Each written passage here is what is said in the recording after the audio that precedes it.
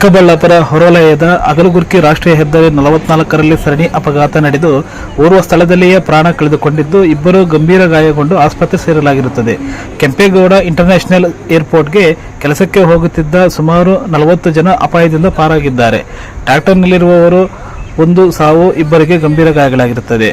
ಸದ್ಯ ಈ ಕುರಿತು ಇಂಡಿಗೋ ಬಸ್ನಲ್ಲಿದ್ದ ಉದ್ಯೋಗಿ ಗಂಗರಾಜರವರನ್ನು ವಿಚಾರಿಸಲಾಗಿ ಅಪಘಾತದ ಬಗ್ಗೆ ವಿವರಿಸಿದ್ದಾರೆ. ಅತಿಯಾದ ವೇಗವೇ ಈ ಘಟನೆ ಕಾರಣ ಎಂದು ತಿಳಿಸಿದ್ದಾರೆ.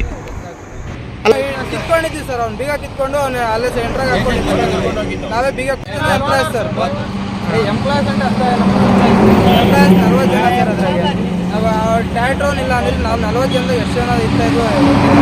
ಅವ್ನಿಗೆ ಲೆಫ್ಟ್ ಸೈಡ್ ಆಗಿದ್ದಕ್ಕೆ ನಾವು ಉಳ್ಕೊಂಡಿದ್ವಿ. ಪಾಪ ಅವ್ನು ಡೆತ್ ಆಗ ಅವನು ಕೂತಿದ್ದು ಅವ್ನು ಸರ್. ಹಿಂದೆಗಡೆ ಕುತ್ಕೊಂಡಿದ್ರು ಇಬ್ರು. ಒಬ್ಬನು ಡ್ರೈವರ್ಗೆ ಕೈ ಏಟಾಗೈತೆ, ಅವ್ನು ಟ್ರಾಲಿ ಕಾಲಕ್ಕೆ ಸಿಕ್ಕೋಗ್ಕೊಂಡಿದ್ದು. ನಾವೆಲ್ಲರೂ ಸರ್ ಎತ್ತಿದ್ದಕ್ಕೆ ಅವ್ನು ಕೈ ಹೇಳ್ಕೊಂಡವನು. ಇನ್ನೊಬ್ರು ಹಿಂದೆಗಡೆ ಕುತ್ಕೊಂಡಿರೋನು ಒಬ್ನು ಸ್ಟಾರ್ಟಿಂಗಲ್ಲೇ ಉದ್ರೋದ, ಅವನಿಗೆ ಸಣ್ಣ ಪುಟ್ಟ ಗಾಯಗಳಾಗವ್ರು. ಇನ್ನೊಬ್ನಿಗೆ ಡೆತ್ ಆಗ್ಬಿಟ್ಟು ಕಿತ್ಕೊಂಡಿದ್ವಿ ಸರ್. ಅವ್ನು ಬೀಗ ಕಿತ್ಕೊಂಡು ಅವನು ಅಲ್ಲೇ ಸೆಂಟ್ರಾಗ ಹಾಕೊಂಡಿದ್ದು. ನಾವೇ ಬೀಗ ಕೊಟ್ಟು ಪೊಲೀಸ್ ಅವ್ರಿಗೆ ಸ್ಟೇಷನ್ ಹತ್ರ ಕಳ್ಸಿಕೊಟ್ಟಿದ್ವಿ ಸರ್. ಅವ್ರು ಪೊಲೀಸ್ ಅವರು ಅದ್ರ ಕುತ್ಕೊಂಡು ಹೋದ್ರು. ನಿಮ್ಮ ಹೆಸರು? ನಮ್ಮ ಹೆಸರು ಗಂಗರಾಜ್ ಅಂತ ಸರ್.